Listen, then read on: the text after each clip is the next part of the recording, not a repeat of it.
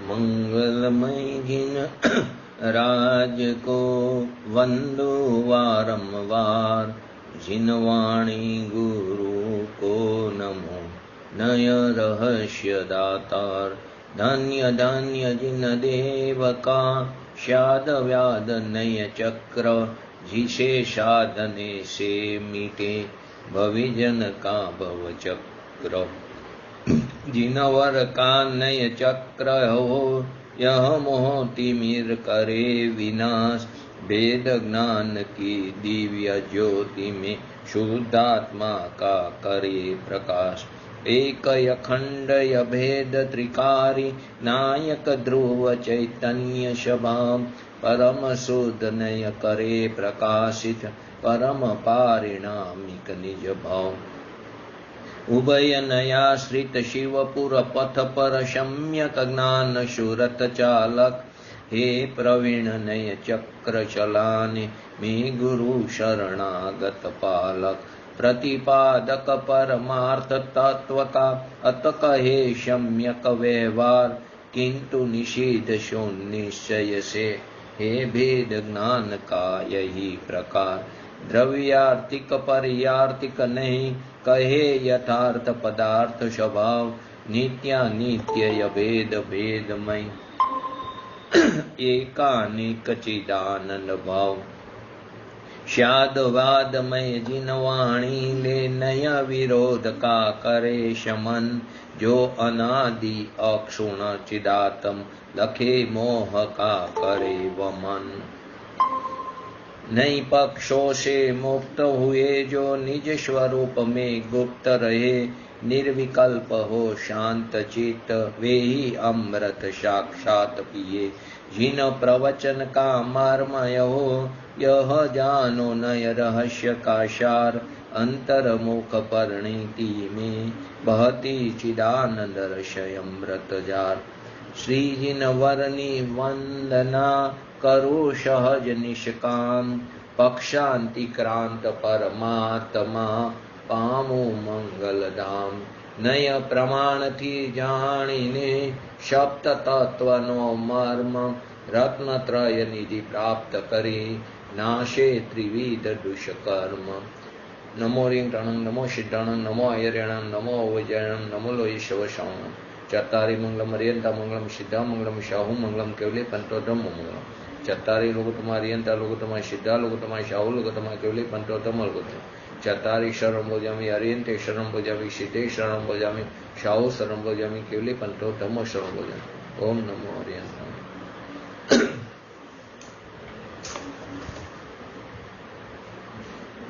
આજે નઈ ચક્રમાં આપણે વ્યવહાર નહીં તો પૂરું થયું. પંચાધ્યાય પ્રમાણે પણ વ્યવહાર નહીંના ભેદ પ્રભેદને આપણે સમજ્યા.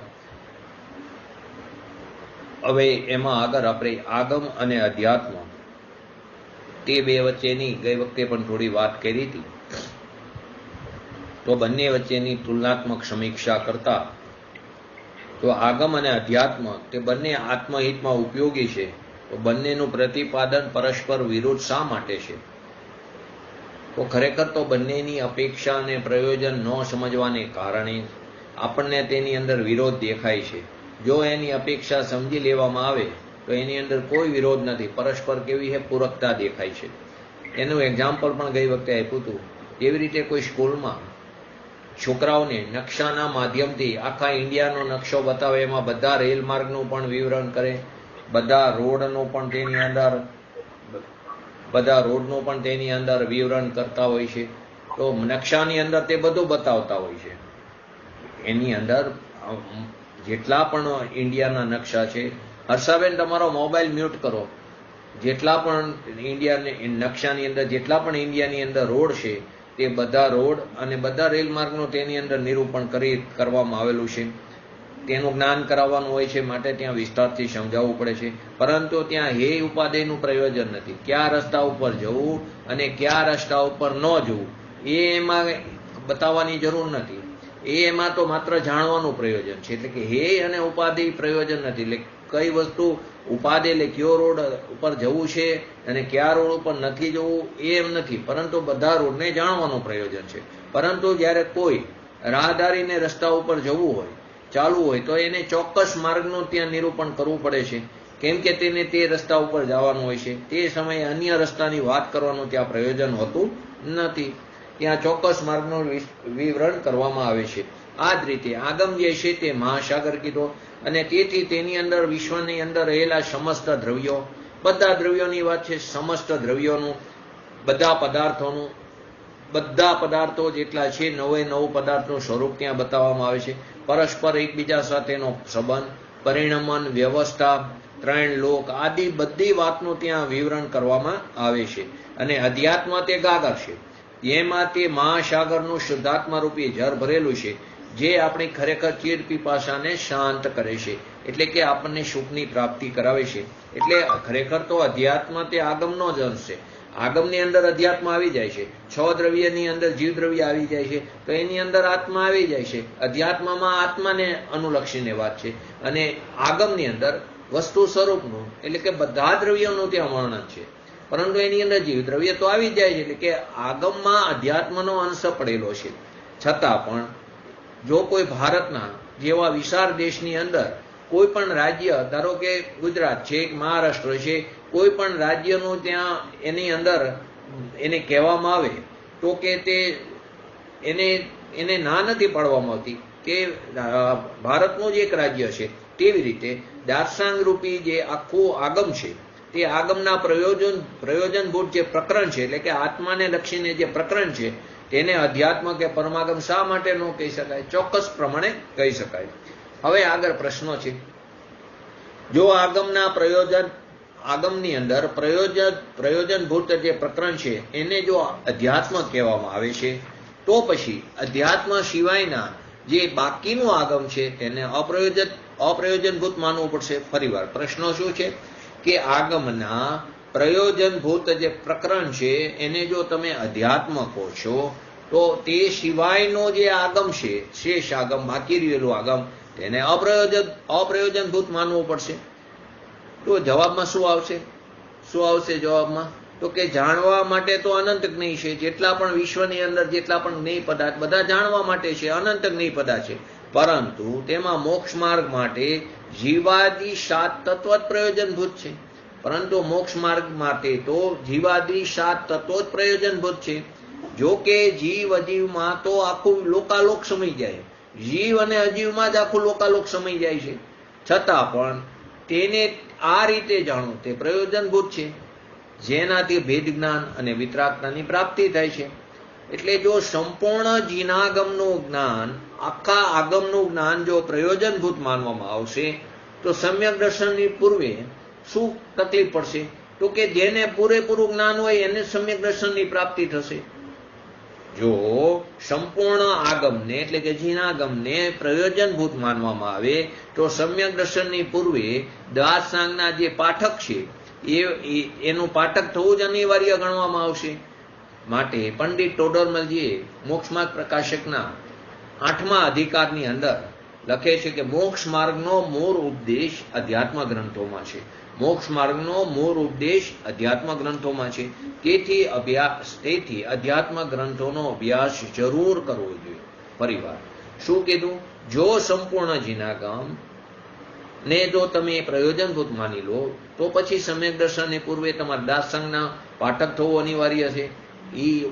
સમ્યક દર્શનની પૂર્વે આ કન્ડિશન થઈ જશે. તમને બધું જ્ઞાન હોય તો થાય એવું પણ નથી, તિર્યંતને પણ થાય છે સમ્યક દર્શન. તો કે સંપૂર્ણ જીનાગમનું જ્ઞાન તે પ્રયોજનભૂત માનવામાં આવે તો સમ્યક દર્શનની પૂર્વે દ્વાદશાંગના પાઠક થવું અનિવાર્ય. માટે પંડિત ટોડરમલજીએ મોક્ષમાર્ગ પ્રકાશકના 8મા અધિકારમાં આ વાત બતાવી. મોક્ષ માર્ગનો મૂળ ઉપદેશ અધ્યાત્મ ગ્રંથોમાં છે, તેથી અધ્યાત્મ શાસ્ત્રોનો અભ્યાસ કરવો જરૂરી છે. તો પછી પ્રશ્ન થયો, તો શું આગમ ગ્રંથોનો અભ્યાસ કરવો વ્યર્થ છે? તરત કાઉન્ટર ક્વેશ્ચન થયો, તો પછી આગમ ગ્રંથો જે પણ છે એનો અભ્યાસ કરવો શું નકામો છે? તો કે ના, તે પણ જરૂરી છે. કેમ કે આગમ અધ્યાત્મ તે પણ આગમનો જ અંશ છે. અધ્યાત્મ તે આગમનો જ અંશ છે, અને આગમ પણ અધ્યાત્મનું પોષક છે. અધ્યાત્મ તે આગમનો અંશ છે, કેમ કે આગમની અંદર 6 દ્રવ્યની વાત આવે છે, એની અંદર અધ્યાત્મ તો આવી જાય છે. માટે અધ્યાત્મ પણ આગમનો જ અંશ છે અને આગમ જે છે તે અધ્યાત્મને પોષે છે. તે અધ્યાત્મનો શું છે? પોષક છે. તેથી અધ્યાત્મ ગ્રંથોનો અભ્યાસ પણ આગમ અભ્યાસ જ કહેવામાં આવશે. જેથી ખરેખર અધ્યાત્મ ગ્રંથોનો અભ્યાસ કરો તેને પણ આગમ અભ્યાસ કહેવામાં આવે છે. જો તમારી પાસે બુદ્ધિ અને સમયની પ્રચુરતા હોય તો કરુણાનિયોગ આદિનો અભ્યાસ 100% કરવો જોઈએ.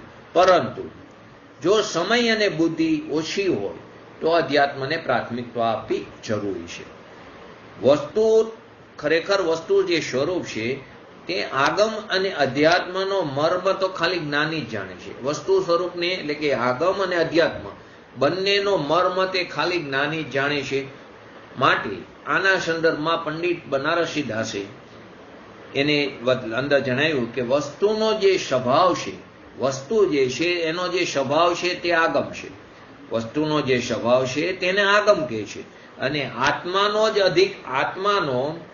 જે અધિકાર છે તેને અધ્યાત્મ કહેવામાં આવ્યું. ફરીવાર, વસ્તુનો જે સ્વભાવ છે તેને શું કહેવામાં આવ્યું?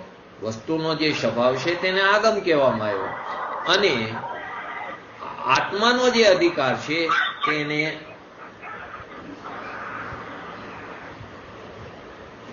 મ્યુટ કરો દરેક મોબાઈલ પોતાનો, મારું ધ્યાન ત્યાં જાય છે. આત્માનો જે અધિકાર છે તેને અધ્યાત્મ કહેવામાં આવે છે. માટે મિથ્યા દ્રષ્ટિ જીવ નથી આગમી હોતો કે નથી તે અધ્યાત્મિક હોતો. કેમ? તો કે તે ખાલી કથન માત્ર જે છે તે કથનમાં તે કહે છે, પરંતુ ખરેખર એને આગમ કે અધ્યાત્મનું સ્વરૂપ સમ્યક પ્રકારથી તે જાણતો નથી. માટે તે મૂંઢમોહી મિથ્યા દ્રષ્ટિ છે. માટે ચારેય અનુયોગની અભ્યાસની ઉપયોગિતા છે. એના સંદર્ભમાં મોક્ષ માર્ગ પ્રકાશકના 8મા અધિકારમાં ફરી બતાવે છે કે ચારેય અનુયાગમાં વિતરાગતા સમાયેલી છે. માટે મોક્ષ માર્ગ પ્રકાશકનો 8મા અધિકારનો અભ્યાસ પણ જરૂર કરવો. આગમ અને અધ્યાત્મ બંને પદ્ધતિમાં જોવામાં આવેલા નય પ્રયોગ સરખા છે કે તેમાં ફરક છે? આગમ અને અધ્યાત્મ બંને પદ્ધતિમાં જોવામાં આવેલા નય પ્રયોગ સરખા છે કે તેમાં ફરક છે? આગમ પદ્ધતિમાં અને અધ્યાત્મ બંને પદ્ધતિમાં જોવામાં આવેલા નય પ્રયોગ સરખા છે કે તેમાં ફરક છે? તો કે નયની જે સામાન્ય વ્યાખ્યા છે તે આગમ અને અધ્યાત્મ બધી જગ્યાએ લાગુ પડે છે, પરંતુ બંને પદ્ધતિમાં નયોના અલગ અલગ ભેદ પ્રભેદનો સમાવેશ થાય છે. પરંતુ બંને પદ્ધતિમાં નયોના અલગ અલગ ભેદ પ્રભેદ. જો અહીં બે પદ્ધતિ કઈ કીધી? આગમ પદ્ધતિ અને અધ્યાત્મ પદ્ધતિ. આગળ જે બે પદ્ધતિ આવી હતી, પ્રથમ પદ્ધતિ જે પરંપરાગત પદ્ધતિ અને બીજી પંચાધ્યાય પ્રમાણેની પદ્ધતિ, તે પદ્ધતિ તે અધ્યાત્મની છે. બંને પદ્ધતિ અધ્યાત્મની છે, એની પણ આપણે વાત કરશું. પરંતુ અહીં અત્યારે આગમ પદ્ધતિ અને અધ્યાત્મ પદ્ધતિ, તો બંને પદ્ધતિઓમાં નયોના અલગ અલગ ભેદ પ્રભેદ જોવામાં આવે છે. આગમ પદ્ધતિમાં મુખ્ય રૂપથી મૂળ નહીં ક્યાં છે? આગમ પદ્ધતિમાં મુખ્ય રૂપથી મૂળ નહીં ક્યાં છે? જો કદાચ કોઈને ખ્યાલ હોય તો, નહીંતર હું કહું, કદાચ ક્યાંય વાંચવામાં આવ્યું તો આગમ પદ્ધતિમાં જેવી રીતે અધ્યાત્મ પદ્ધતિમાં મુખ્ય નહીં ક્યાં છે? નિશ્ચય નહીં અને વ્યવહાર નહીં. આગમ પદ્ધતિમાં મુખ્ય રૂપથી મૂળ નહીં ક્યાં છે? બોલો, ખ્યાલ હોય તો. દ્રવ્યાર્થિક નહીં અને પર્યાર્થિક નહીં. ક્યાં? દ્રવ્યાર્થિક નહીં, આપણે થોડો એ વિષય ચાલી ગયો છે. મૂળ નહીં ક્યાં છે? દ્રવ્યાર્થિક નહીં અને પર્યાર્થિક. અને તેની અંતર્ગત બીજા 5 ભેદ પડે છે, એટલે ટોટલ 7 છે. ટોટલ કેટલા છે? 7 ભેદ છે. તો કે ક્યાં કયા છે એની અંતર્ગત? નિગમ નહીં, તેની અંતર્ગત નિગમ નહીં છે, સંગ્રહ નહીં છે, વ્યવહાર નહીં છે, નિગમ નહીં, સંગ્રહ નહીં, વ્યવહાર નહીં, રુજુસૂત્ર નહીં અને શબ્દ સમભિરોધ. આ પ્રકારના 7 નયોનો ત્યાં પ્રયોગ થાય છે. તેની આપણે વાત આગળ કરશું. એ સિવાય ઉપનય એટલે કે સદભૂત, અસદભૂત અને ઉપચરિત અસદભૂત વ્યવહાર નયનો પ્રયોગ પણ આગમ પદ્ધતિમાં જોવા મળે છે. ત્યાં કયો જોવા મળે છે? સદભૂત અને અસદભૂત અને ઉપચરિત અસદભૂત વ્યવહાર નયનો પ્રયોગ તે પણ આગમ પદ્ધતિમાં જોવા મળે છે. જો કે આગમના નયોમાં પણ આત્માની ચર્ચા થાય છે. આગમના જેટલા પણ દ્રવ્યાર્થિક નહીં, પર્યાર્થિક નહીં સમજશું ને તો એમાં પણ આપણને ખ્યાલ આવશે. એના જેટલા પણ નહીઓ છે તેમાં પણ આત્માની ચર્ચા થાય છે. છતાં તેમાં કોની મુખ્યતા છે? તેમાં વસ્તુ સ્વરૂપની પ્રતિપાદનની મુખ્યતા છે. ત્યાં વસ્તુ સ્વરૂપની પ્રતિપાદનની મુખ્યતા છે. જે તો અહીંયા પણ આત્માની ચર્ચા, એ નહીઓમાં પણ આત્માની ચર્ચા થાય છે, પરંતુ ત્યાં વસ્તુ સ્વરૂપનું પ્રતિપાદનની મુખ્યતા છે, જે આત્મહિતમાં પણ સહાયક થાય છે. જીવના ગુણસ્થાન, માર્ગના સ્થાન, જીવ સમાસ આદિનું ત્યાં વર્ણન છે. એ આપણે બીજા વિષયમાં એ ચાલી રહ્યું છે. જીવના ગુણસ્થાન, માર્ગના સ્થાન, જીવ સમાસ આદિનું વર્ણન ત્યાં થાય છે.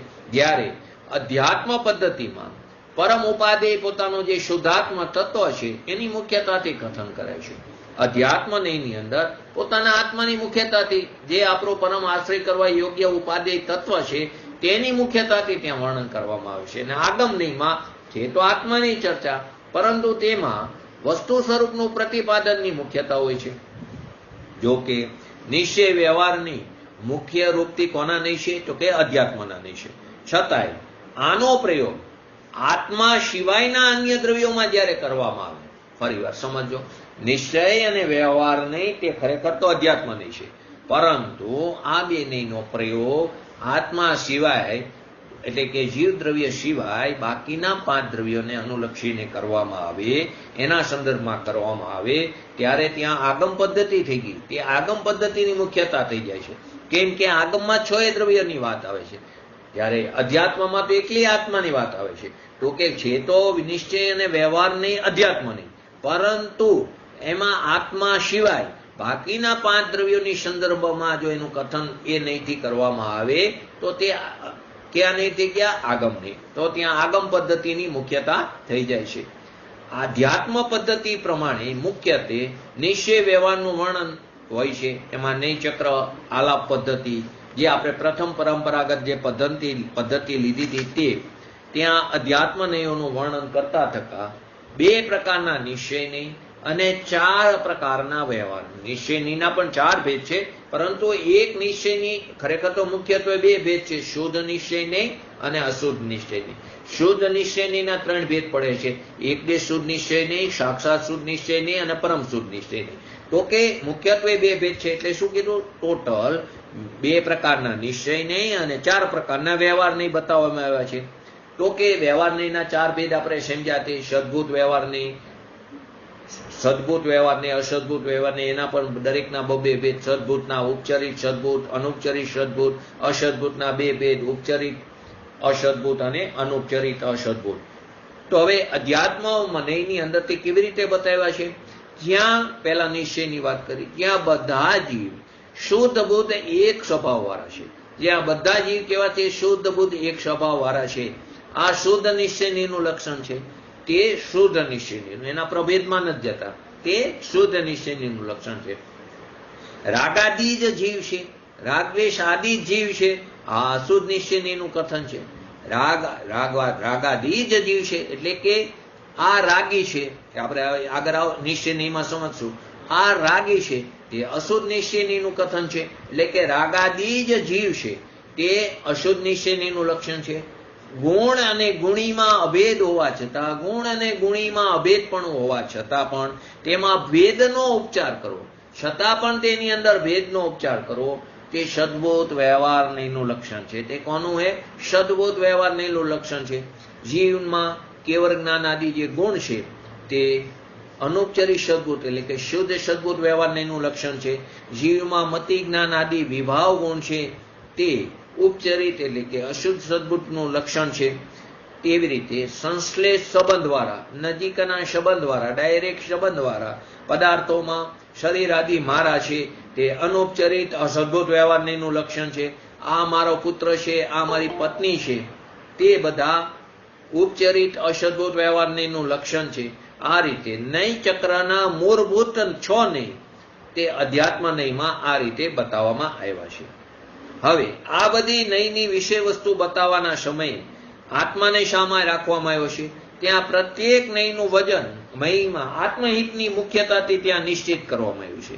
તેની ભૂતાત્તા અને અભૂતાત્તાનો આધાર પણ આત્માહિતની દ્રષ્ટિએ બતાવવામાં આવ્યો છે. પંચાધ્યાયમાં પણ વ્યવહારનીના 4 ભેદ સ્વીકારશે. જે વિધિ પદ્ધતિ જે છે તેમાં પણ વ્યવહારનીના 4 ભેદ તેની અંદર સ્વીકાર્ય છે, પરંતુ તેની વિષય વસ્તુના સંદર્ભમાં ભિન્ન અભિપ્રાય વ્યક્ત કરવામાં આવ્યો છે, જે આપણે આગળ સમજી લીધો. ત્યાં પણ વ્યવહારનીના 4 ભેદ બતાવ્યા, પરંતુ ત્યાં તેને વિષય અલગ બતાવવામાં આવ્યો છે. ત્યાં ભેદ, ત્યારે નિશ્ચયનીનો ભેદ ત્યાં સ્વીકાર કરવામાં આવ્યો નથી. તે આપણે આગળ નિશ્ચયનીમાં સમજશું. હવે આગળ પ્રશ્ન થયો, સદભૂત, અસદભૂત તથા ઉપચરિત અસદભૂત વ્યવહારની ને આગમ અને અધ્યાત્મ બંને પદ્ધતિમાં લેવામાં આવ્યો, એમાં શું ફરક છે? સદભૂત વ્યવહાર નહીં, અસદભૂત વ્યવહાર નહીં, તથા ઉપચરિત અસદભૂત વ્યવહાર નહીં, ઉપચારથી ઉપચાર ને આગમ અને અધ્યાત્મ બંને પદ્ધતિમાં લેવામાં આવ્યો છે. તો એની અંદર ફરક શું છે? તો કે આગમ પદ્ધતિમાં તેને ઉપનયના ભેદની અંદર સ્વીકાર કરવામાં આવ્યા છે. કેવી રીતે? જે આપણે આગળ સમજ્યા, સજાતીય, વિજાતીય આદિ ભેદ કરવામાં આવ્યા છે. તેના સ્વજાતીય, વિજાતીય સ્ટાર્ટિંગમાં આવી ગયું, એના ભેદ કરવામાં આવ્યા છે. અધ્યાત્મ પદ્ધતિમાં આવા ભેદ કરવામાં આવતા નથી. ત્યાં તો સદભૂત, અસદભૂત ને બંનેના 2 ભેદ, એમ 4 ભેદ કરવામાં આવીને આત્માના સંદર્ભમાં એનો પ્રયોગ કરવામાં આવ્યો છે. દ્રવ્યમાં દ્રવ્યનો ઉપચાર, દ્રવ્યમાં પર્યાયનો ઉપચાર, દ્રવ્યમાં ગુણનો ઉપચાર, એવા આદિ 9 ભેદ પણ ઉપચારથી શેમાં કરવામાં આવ્યા છે? તે આગમ પદ્ધતિમાં. અધ્યાત્મ પદ્ધતિમાં આવો ઉપચાર કરવામાં આવતો નથી. કેમ? તો કે આગમનો જે ક્ષેત્ર છે, આગમનો જે વિસ્તાર છે તે અપરિમિત છે. એ કેવું છે? વિસ્તૃત છે. તેથી તેની પ્રકૃતિ વિસ્તારમાં જવાની છે. માટે નયોના જેમ ભેદ પ્રભેદ આગમ પદ્ધતિમાં છે, તેમ અધ્યાત્મ પદ્ધતિમાં નથી. કેમ?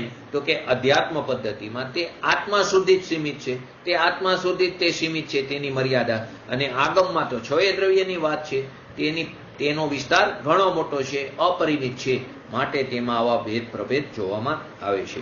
કેમ કે આગમ જે છે તે વિસ્તરણની પ્રક્રિયા કરે છે, અને અધ્યાત્મ જે છે તે પોતાના આત્મામાં સમાવાની પ્રક્રિયા કરે છે. એનું નામ છે. શું અધ્યાત્મ ગ્રંથોમાં આગમના નયોનો પ્રયોગ થાય છે? ફરી નવો પ્રશ્ન. અધ્યાત્મ ગ્રંથો જે છે તેમાં આગમના નયોનો પ્રયોગ થાય છે?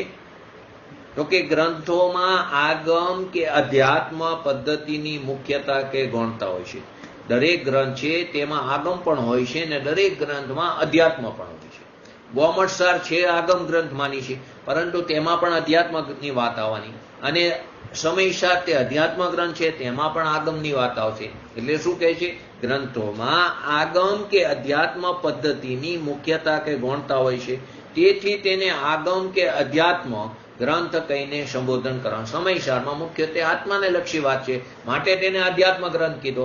ગોમટસારમાં 6 દ્રવ્યની વાત છે, માટે તેને આગમ ગ્રંથ કીધો. કેમાં મુખ્યતાને ગૌણતા હોય છે, ત્યાં મુખ્યતા 6 દ્રવ્યની છે, તેથી તેને આગમ કીધો. પરંતુ તેની અંદર આત્માની પણ વાત આવતી હોય, તો જ્યારે આત્માની વાત આવે તો તે અધ્યાત્મની વાત થઈ. તેવી રીતે અધ્યાત્મ ગ્રંથમાં મુખ્યત્વે આત્માની વાત છે, માટે તેને અધ્યાત્મ ગ્રંથ કીધો. પરંતુ ત્યાં સાથે ગુણસ્થાનની પણ વાત આવતી હોય આવે છે સમયસરમાં, જે આપણે આગળ જોશું. તો અધ્યાત્મ ગ્રંથ કહીને એને આ રીતે મુખ્યતાની અપેક્ષાએ તેને સંબોધન કરવામાં આવે છે. પરંતુ કોઈ પણ ગ્રંથ 100% નથી અધ્યાત્મ હોતો કે નથી આગમ હોતો. સમયસાર તે 100% નથી અધ્યાત્મ ગ્રંથ, અને ગોમટસાર તે પણ 100% નથી આગમ ગ્રંથ. બંનેમાં એકબીજા, આગમમાં અધ્યાત્મ પણ છે ને અધ્યાત્મમાં આગમ પણ છે. તો આપણે પહેલું ગ્રંથાદિરાજ, સમયસાર, પ્રવચનસાર બધાની વાત કરી. તો એની ટીકા એના ભાવાર્થમાં દ્રવ્યાર્થિક નહીં અને પર્યાર્થિક નહીંના માધ્યમથી પણ આત્માનું વર્ણન કરવામાં આવ્યું છે. ત્યાં ઘણી જગ્યાએ દ્રવ્યાર્થિક નહીંની અપેક્ષાએ આત્માનું વર્ણન કરવામાં આવ્યું છે. ઘણી જગ્યાએ પર્યાર્થિક નહીંથી વાત બતાવવામાં આવી છે. તો તે આગમની વાત થઈ. ત્યાં સંપૂર્ણ કર્મફળના સંન્યાસની ભાવનાની, સંપૂર્ણ જે કર્મનું જે ફળ છે તેની ભાવના નચાવતા થકા કર્મની 148 પ્રકૃતિનું વર્ણન પણ ત્યાં બતાવવામાં આવ્યું છે. ત્યાં કર્મની 148 પ્રકૃતિનું વર્ણન પણ કરવામાં આવ્યું છે. એ જ રીતે ધવલ આદિ જે ગ્રંથ છે, જે બધા આગમ ગ્રંથ છે, તેની ટીકામાં પણ મિથ્યા દ્રષ્ટિ જીવને પણ મંગર કહીને વિકાર અને સ્વભાવમાં ભિન્નતાનો ઉલ્લેખ એટલે કે ત્યાં વિતરાગતાની ભેદ જ્ઞાનની વાત ત્યાં બતાવવામાં આવી છે. તો તે અધ્યાત્મ થયું છે આગમ ગ્રંથ. અને સમયસાર આદિમાં દ્રવ્યાર્થિક અને પર્યાર્થિકની અથવા કર્મની 148 પ્રકૃતિનું ત્યાં વર્ણન કરવામાં આવેલું હોય છે. આમ એટલે આગમની જે પ્રતિપાદ્ય જે છે તે કોણ છે? સન્માત્ર વસ્તુ છે. અને અધ્યાત્મની જે પ્રતિપાદ્ય જે છે તે ચીન માત્ર વસ્તુ છે. એટલે કે અધ્યાત્મ પદ્ધતિ ચીન માત્ર વસ્તુના પર પદાર્થોના સંબંધને અભૂતાર્થ કહે છે. પર પદાર્થો સાથેના સંબંધને અભૂતાર્થ કહીને પોતાના અંતરંગ વૈભવનું જ્ઞાન કરાવે છે. તેને પરદ્રવ્યથી છૂટો પાડીને પોતાના અંતરંગ વૈભવનું તે જ્ઞાન કરાવે છે. અને અભેદ અખંડ એકત્વ વિભક્ત એવા આત્મા સુધી તે લઈ જાય છે. તેથી તેમાં પ્રયુક્ત નહીં, તે આત્મા સુધી જ સીમિત રહે છે. અધ્યાત્મ જે ગ્રંથ છે તેમાં આત્મા સુધી જ આ નહીં સીમિત રહે છે.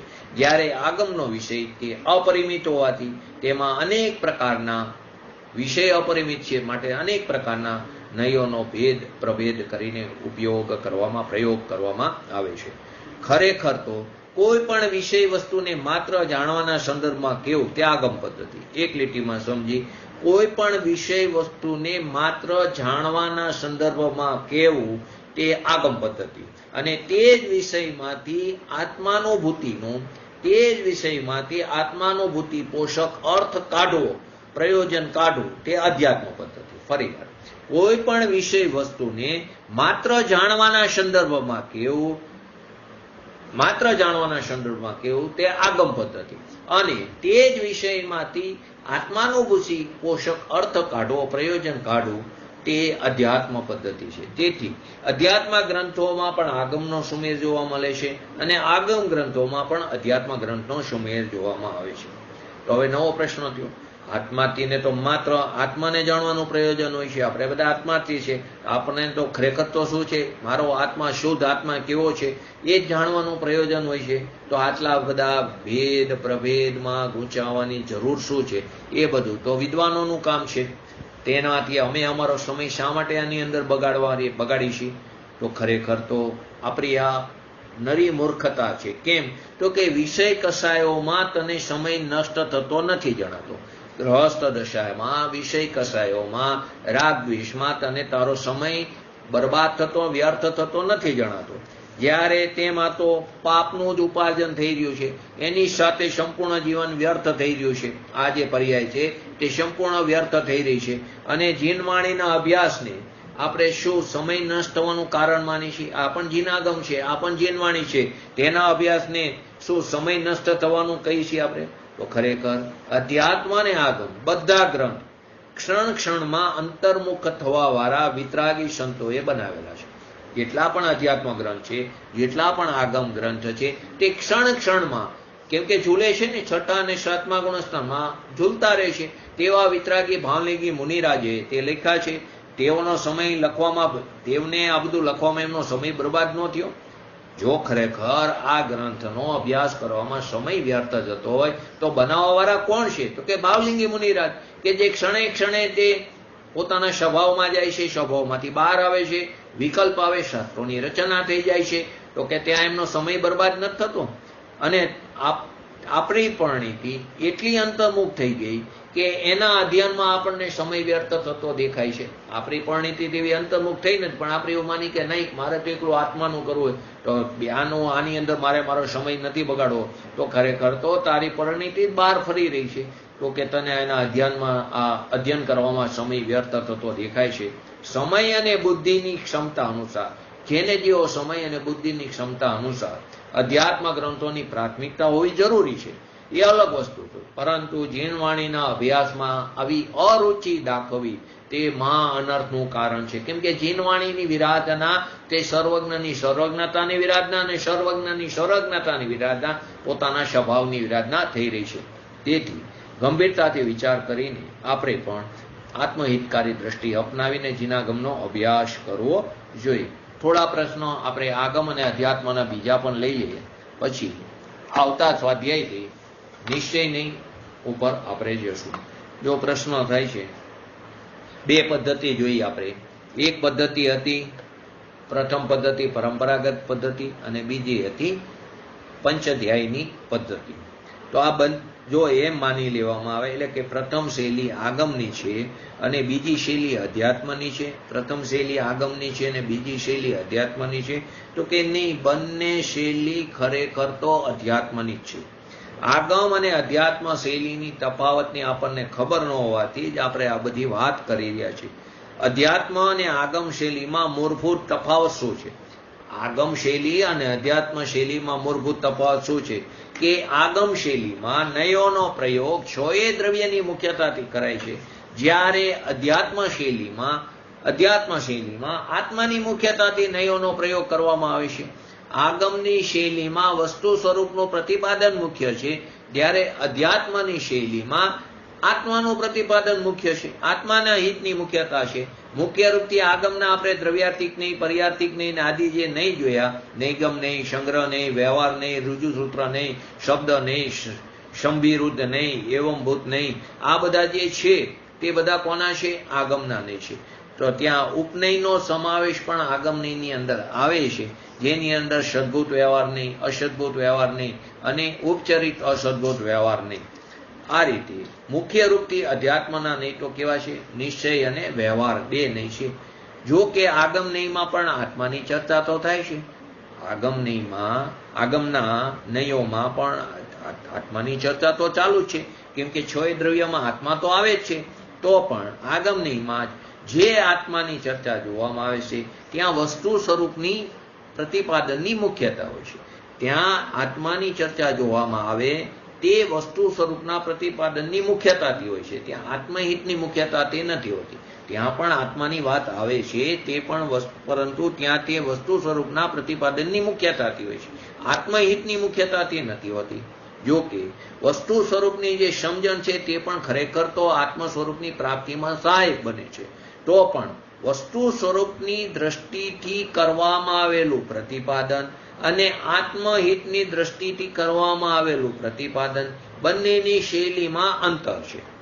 વસ્તુ સ્વરૂપની દ્રષ્ટિથી પ્રતિપાદન કરવામાં આવેલું કથન અને આત્મસ્વહિતની દ્રષ્ટિથી કરવામાં આવેલું પ્રતિપાદન કરવામાં આવેલું કથન બંનેની શૈલીમાં અંતર જોવામાં આવે છે. જો કે નિશ્ચયની અને વ્યવહારની ખરેખર તો અધ્યાત્મના નહીં છે, તો પણ તેનો પ્રયોગ આત્માને છોડીને બાકીના 6 દ્રવ્યોમાં 5 દ્રવ્યોમાં કરવામાં આવે તો તે આગમના રૂપમાં તે થાય છે. અધ્યાત્મની ચર્ચા કરતી વખતે નયચક્ર, આલાપ પદ્ધતિ આદિમાં તેના 6 ભેદ જે આપણે આગળ સમજ્યા. પછી બીજો પ્રશ્ન થાય છે, પ્રતિપાદન ચાહે વસ્તુ સ્વરૂપની મુખ્યતાથી હો, ચાહે આત્મહિતની મુખ્યતાથી હો, થશે તો તેવું જેવું વસ્તુનું સ્વરૂપ છે. ફરી પ્રશ્ન સમજો. પ્રતિપાદન ચાહે વસ્તુ સ્વરૂપની મુખ્યતાથી હો કે આત્મ સ્વરૂપની મુખ્યતાથી હો, થશે તો જેવું વસ્તુનું સ્વરૂપ છે તેવું, અન્યથા તો થતું નથી. આત્મહિત તો ખરેખર તો વસ્તુ સ્વરૂપની સાચી સમજથી થાય છે. તેથી બંને દ્રષ્ટિઓથી કરવામાં આવેલા પ્રતિપાદનમાં તફાવત કેવી રીતે થાય? તેથી બંને દ્રષ્ટિઓથી, એક વસ્તુ સ્વરૂપની પ્રતિપાદન કરવાવાળી દ્રષ્ટિ અને એક આત્મહિતની દ્રષ્ટિ, તો બંને દ્રષ્ટિઓથી કરવામાં આવેલા પ્રતિપાદનમાં તફાવત કેવી રીતે હોઈ શકે? જો થાય છે તો કેવી રીતે થાય છે? જો તફાવત કેવી રીતે હોઈ શકે? જો તફાવત હોય તો તે કેવી રીતે થાય છે? તો આગળ આપણે એક્ઝામ્પલ જે નકશાનું જોયું હતું તે પ્રમાણે આખી વસ્તુ સમજવાની છે. તો કે ત્યાં આપણે આખી જે નકશામાં એક રાહદારીની વાત લીધી ને એક આખો સંપૂર્ણ ઇન્ડિયાનો નકશો, તો તે જ પ્રમાણે જેમ નકશામાં ચિત્રેલી પરિવહન વ્યવસ્થામાં જે રાહદારીને રોડ બતાવેલો છે તે માર્ગ પણ નિશ્ચિત રૂપથી દેખાડવામાં આવ્યો હોય છે, તે માર્ગ પણ નિશ્ચિત રૂપથી દેખાડવામાં આવ્યો હોય છે. જે માર્ગ કોઈ વિશેષ પથિક, કોઈ વિશેષ રાહદારી જાણવા માંગે તો પણ તે આટલા બધા નકશાની અંદર કેટલા બધા માર્ગો છે, તેવા વિભિન્ન માર્ગોની ભીડમાં તે માર્ગને શોધી કાઢવો સાધારણ નાગરિક જે છે તેના માટે સંભવ થતું નથી. શું કીધું? જેમ નકશામાં ચિત્રેલી જે આખા ઇન્ડિયાના બધો રેલ માર્ગ, બધા રોડ માર્ગ, બધી વસ્તુનું ત્યાં નિરૂપણ કર્યું છે, તેમાં જે આપણે રાહદારીને રોડ બતાવવાનો છે તે માર્ગ પણ ત્યાં નિશ્ચિત રૂપથી બતાવવામાં આવ્યો છે. જે વિશેષ રાહદારીને જે પર્ટિક્યુલર રોડ ઉપર જવું છે તે માર્ગ પણ ત્યાં બતાવવામાં આવ્યો છે. પરંતુ ત્યાં વિભિન્ન જે માર્ગો છે તેની એટલી બધી ભીડ છે, તે ભીડની અંદરથી તે માર્ગને શોધી કાઢવો સાધારણ નાગરિક માટે મુશ્કેલ છે, તે સંભવ થતો નથી. જ્યારે તે જ માર્ગની મુખ્યતાથી બતાવેલ નકશાને જે જુએ છે તો તે માર્ગ સર્વસાધારણ માણસને પણ જલ્દી સમજાઈ જાય છે. આખી વાત સમજાવો કે આગમની અંદર અધ્યાત્મ છે. આગમની અંદર કેટલાય બધા માર્ગ, એટલે કે બધા દ્રવ્યની વાત છે, તેની અંદર આત્મા દ્રવ્યની પણ વાત છે. પરંતુ સામાન્ય માણસને તેમાંથી આત્માની વાત કાઢવી તકલીફ પડે છે. એકલી અધ્યાત્મમાં એકલી આત્માની વાત આવે તો એ જલ્દી સમજમાં આવે છે. આ રીતે સમજાયું. ફરી વાર આખો ઇન્ડિયાના નકશાની અંદર ઇન્ડિયામાં જેટલા પણ વિભિન્ન માર્ગો છે તે બધાનું ત્યાં નિરૂપણ કર્યું છે. હવે જે વિશેષ રાહદારી છે એને જે રોડ ઉપર જવું છે તે રોડનું પણ ત્યાં તો નિરૂપણ કરવામાં આવ્યું છે. પરંતુ આટલા બધા રોડમાંથી તે રોડને શોધવો તેના માટે મુશ્કેલ છે, તેને સંભવ થતું નથી. પરંતુ તે રોડને બતાવતો એક અલગ વિશેષ નકશો બતાવે તો તેમાંથી સાધારણ માણસને પણ તે રોડ જલ્દીથી મળી જાય છે, એને પ્રાપ્ત થાય છે, સમજી શકાય છે.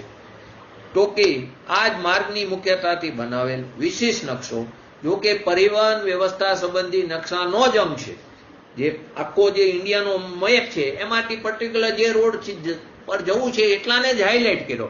એટલે કે છે તો તે નકશાનો જ એક અંગ, એટલે છે તો અધ્યાત્મ તે આગમનો જ અંશ છે. તો આત્મા તે 6 દ્રવ્યમાંનો એક દ્રવ્ય, એટલે કે તે આખા નકશામાં જે બધા માર્ગ છે એમાંથી એક માર્ગને હાઇલાઇટ કરીને જુદો બતાવ્યો. તો તેવી રીતે આત્મા જે છે તે છે તો અધ્યાત્મનો અંશ, તો કે પરિવહન વ્યવસ્થા સંબંધિત તે નકશાનો અંગ છે. તો પણ એની રચના એવી થોડી એવી છે કે જેમાં તેને વિશેષ રૂપથી બતાવવામાં આવ્યો, જેથી જલ્દી સમજમાં આવે છે. તેવી જ રીતે આગમમાં પણ આત્મહિતકારી કથન હોય છે.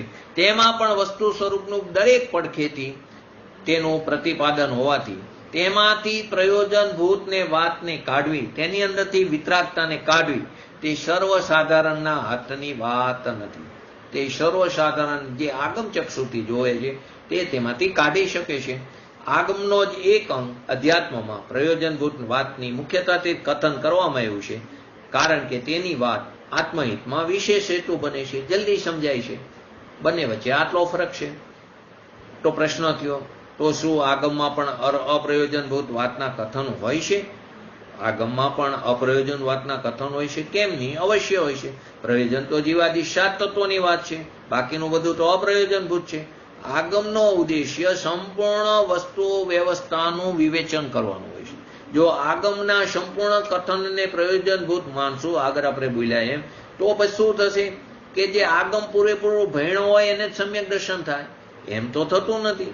તો કે સંપૂર્ણ આગમના જાણકારને સમ્યક દર્શન અને સમ્યક ચારિત્ર અને સમ્યક જ્ઞાન થશે. તેથી ચારિત્ર પણ આમ શ્રુત કેવરી સિવાય કોઈ પણ છદ્મસને મોક્ષ માર્ગની શરૂઆત નહીં થાય. જે શ્રુત કેવરી છે તેને જ થશે મોક્ષ માર્ગની શરૂઆત, બાકીના કોઈને નહીં થાય. કેમ કે તે પૂરેપૂરા 14 પૂર્વ અને 12 અંગને ભણેલા છે. તો કે તેને જ ખરેખર આ, કેમ કે એના જાણકાર છે, તેને જ સમ્યક દર્શન એટલે કે મોક્ષ માર્ગની શરૂઆત થશે. પરંતુ તેથી નક્કી થયું કે મુક્તિ માર્ગને સમ્યક જાણકારી માટે જ નહીં, પરંતુ તેના ઉપર ચાલવા માટે આગમની સંપૂર્ણ જાણકારી આવશ્યક છે નહીં, પણ અધ્યાત્મમાં જેવું નિરૂપણ થયું છે તેવી જાણકારી તે અત્યંત આવશ્યક છે. એના વિના મુક્તિ માર્ગ સંભવ થતો નથી. આગળ ફરી એક પ્રશ્ન છે, છેલ્લો પ્રશ્ન.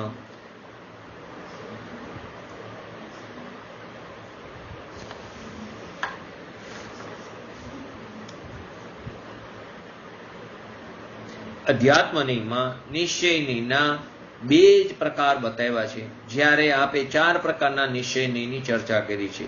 આનું કોઈ વિશેષ કારણ? નિશ્ચયનીના 4 પ્રકાર આવે છે. અધ્યાત્મનીમાં નિશ્ચયનીના 2 પ્રકાર છે. અધ્યાત્મનીમાં શુદ્ધ નિશ્ચયની અને અશુદ્ધ નિશ્ચયનીની સાથે એકદેશ શુદ્ધ નિશ્ચયની, પરમ શુદ્ધ નિશ્ચયનીના શબ્દોનો પણ પ્રયોગ છૂટથી થાય છે. તેથી નિશ્ચયનીના ભેદોમાં તેનો ઉલ્લેખ આવશ્યક. સાક્ષાત શુદ્ધ નિશ્ચયની ને શુદ્ધ નિશ્ચયની કીધું, એટલા માટે એનું અલગ નામ નથી લખ્યું. એક શુદ્ધ નિશ્ચયની અને પરમ શુદ્ધ નિશ્ચયની એનો પ્રયોગ છૂટથી થાય છે, તેથી નિશ્ચયના ભેદોમાં તેનો ઉલ્લેખ આવશ્યક છે, અન્યથા ભ્રમ ઉત્પન્ન થઈ શકતો હતો. આ બંને ભેદ શુદ્ધ નિશ્ચયના છે, તેથી તેને સમગ્ર રૂપે શુદ્ધ નિશ્ચયની પણ કહી શકાય છે. તેથી નિશ્ચયના બે ભેદ કો કે ચાર ભેદ કો એમાં કોઈ વિરોધ નથી, તેમાં અવિરોધ દેખાય છે, જે આપણે નિશ્ચયનીમાં સમજવું. આત્મહિત માટે જે વાતો જાણવી અનિવાર્ય નથી એવી અપ્રયોજનભૂત વાતો આગમમાં કેમ સમજાવી છે? જ્યાં સુધી કોઈ દર્શન સમગ્ર વસ્તુ વ્યવસ્થા ઉપર પ્રકાશ નાખતું નથી, જ્યાં સુધી કોઈ દર્શન સમગ્ર વસ્તુ વ્યવસ્થા ઉપર પ્રકાશ નાખતું નથી, ત્યાં સુધી દર્શન નામતે પ્રાપ્ત કરી શકતું નથી. પ્રયોજનભૂત તત્વોની જાણકારી પ્રાપ્તિ કરતી વખતે આત્માથી જિજ્ઞાસુએ પણ અપ્રયોજનભૂત તત્વોના સંબંધમાં પણ સહજ જિજ્ઞાસા ઉત્પન્ન થાય છે. આપણને પણ ત્રણ લોક વિશે જાણવાની જિજ્ઞાસા ઉત્પન્ન થાય છે. આપણને પણ કર્મની 148 પ્રકૃતિ વિશે જાણવાની જિજ્ઞાસા ઉત્પન્ન થાય છે. આપણને પણ ગુણસ્થાન વિશે જાણવાની, કેમ કે જીવ ક્યાં ક્યાં અટકે છે, એને ક્યાં કઈ ભૂમિકામાં કેવા પરિણામ હોય છે તે જાણવાની જિજ્ઞાસા ઉત્પન્ન થાય છે. માટે એનું સમાધાન પણ આવશ્યક છે. આ આવશ્યકતાની પૂર્તિ માટે વિશ્વ વ્યવસ્થાનું, સમગ્ર વિશ્વ વ્યવસ્થાનું પ્રતિપાદન આવશ્યક છે, જે આગમની અંદર મળી રહે છે. હવે એક એક્ઝામ્પલ આપીને સમજી. જેમ એક વકીલને ન્યાયની જાણકારી તો અનિવાર્ય છે. જો વકીલ હોય તો એને ન્યાયની જાણકારી અને ન્યાયના બધા સિદ્ધાંતોની જાણકારી અનિવાર્ય છે, કેમ કે તેના વગર તે વકીલાત નહીં કરી શકે. પરંતુ અન્ય વિષયનું જ્ઞાન હોવું પણ તેના માટે અનિવાર્ય છે. એના માટે અન્ય વિષયનું જ્ઞાન હોવું અનિવાર્ય છે નહીં, છતાં પણ અન્ય વિષયોનું સામાન્ય જ્ઞાન તો તેને અપેક્ષિત છે. તેને સામાન્ય જ્ઞાન તો હોય છે, એનું વિશેષ જ્ઞાન હોય ન હોય તે અનિવાર્ય નથી, પરંતુ બાકીના વિષયોનું એને સામાન્ય જ્ઞાન તો અપેક્ષિત છે. તેવી જ રીતે એક આત્માર્થીને પ્રયોજનભૂત આત્મા આદિ પદાર્થોનું જાણવું જરૂરી છે, અન્યથા તે આત્માનુભવ નહીં કરી શકે. પરંતુ અપ્રયોજનભૂત પદાર્થોનું જ્ઞાન તેના માટે અનિવાર્ય નથી, તો પણ અપ્રયોજનભૂત પદાર્થોનું સામાન્ય જ્ઞાન અનિવાર્ય છે. સામાન્ય જ્ઞાન હોવું જરૂરી છે. 16 સ્વર્ગ હોય, 9 દ્રવ્યક હોય, 5 અનુદિશ હોય, ક્યાં મધ્યલોક છે, ક્યાં અધોલોક છે, ક્યાં દેવો છે, આવું સામાન્ય જ્ઞાન. કર્મની આટલી પ્રકૃતિ છે, કોને દ્રવ્ય કર્મ કહેવાય, કોને ભાવ કર્મ કહેવાય, કોને નો કર્મ કહેવાય, ગુણસ્થાનની વ્યાખ્યા શું છે, ગુણસ્થાન શું છે, દ્રવ્ય છે, ગુણ છે કે પર્યાય છે કે નયની વાત હોય, આગમ નયની વાત હોય, આ બધી વસ્તુ એને જાણવી જરૂરી છે સામાન્ય રૂપે. માટે અધ્યાત્મ ગ્રંથોમાં પ્રતિપાદિત પ્રયોજનભૂત જે શુદ્ધાત્મ છે તત્વ, તો આગમ પણ અનુમાનની સાથે પ્રત્યક્ષ અનુભૂતિમય તે પદાર્થ છે. પરંતુ અપ્રયોજનભૂત પદાર્થો તો અલ્પજ્ઞો દ્વારા આગમાદિને પરોક્ષ દ્વારા જાણી શકાય છે. તેથી તેનું પ્રતિપાદન પણ આવશ્યક હોવાને કારણે આગમમાં તેનું પ્રતિપાદન કર્યું છે. આગમની અંદર તેનું પ્રતિપાદન કરવામાં આવ્યું છે. આગમ અને અધ્યાત્મ તે બંને ભગવાનની જ વાણી